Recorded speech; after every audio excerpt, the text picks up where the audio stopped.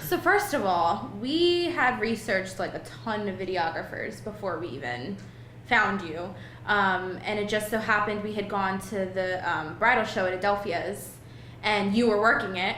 And I was like, because your vest had Happy Tears on the back. So I was like, remember that name. We'll go home and we'll look them up and everything. So that's when I reached out to you. So it was funny that that's how it all started. It wasn't like we found you on a website. We like saw you working at Adelphia's. But I feel like just after talking to you, your vibrant personality, you were just so fun. Like, I was like, okay, I like this guy. Like, you weren't like a stiff, like, oh yeah, you know, I do weddings all the time, blah, blah, blah. Like, it was a lot of fun, like, speaking with you on the phone. Mm-hmm. So.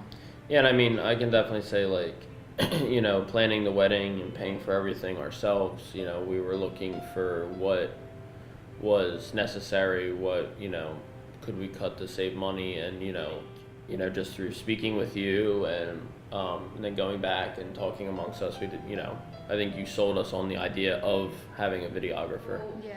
My house, the morning of the wedding, was kind of hectic and crazy. There was all these people there that I didn't know were going to show up and stuff. So I feel like Jackie walked in, she set herself up. I didn't feel like I was ever being like hovered over. You know, it was very, very, I guess, casual. It was just kind of like I can go about my day, go about my getting ready, doing my like, you know, fixing up my makeup, getting into my dress and everything, and I didn't feel like there was constantly somebody with a camera in my face, like, doing everything. Yeah.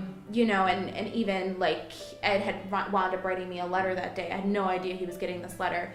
And she just kind of, like, silently set herself up while I was reading, like, recorded me. Like, I didn't feel like I was being, like, watched. Like, let me hurry up and get that reaction. It was very just casual. Like, oh, let me just see how she responds to this letter. So, in the church, like, there was some stuff at the church that I was like, oh my gosh, like, I don't even remember seeing a camera there at all. So, yeah, I have to agree that I didn't ever feel like you guys were hovering. Yeah, and I mean, even speaking to the church more, you know, with having 2 videographers there and having 2 photographers, it never felt crowded. Mm-hmm. It never felt like, you know, anyone was in the way.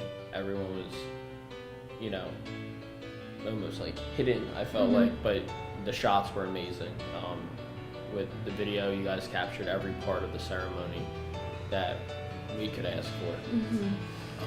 You know, you can talk to the videographer and they can tell you, like, yeah, you totally need this. But the one thing that John and Happy Tears offered us was to actually kind of give us the information for some of their past clients and just say, hey, you talk to them, like, let them be, I guess, the deciding factor. Let them kind of push you and let them tell you their experience.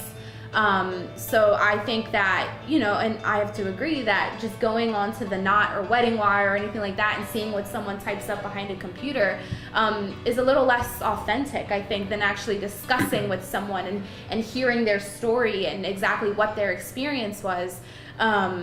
So I have to say that was more meaningful to me in terms of what type of business like Happy Tears was and how invested they were in making sure that you knew that it's not just about a 5-star review on the Knot or anything. It's about, like, here are some customers who are going to tell you the honest truth about what we did, and just give you the most fantastic firsthand experience, and you can really know that that's what you want.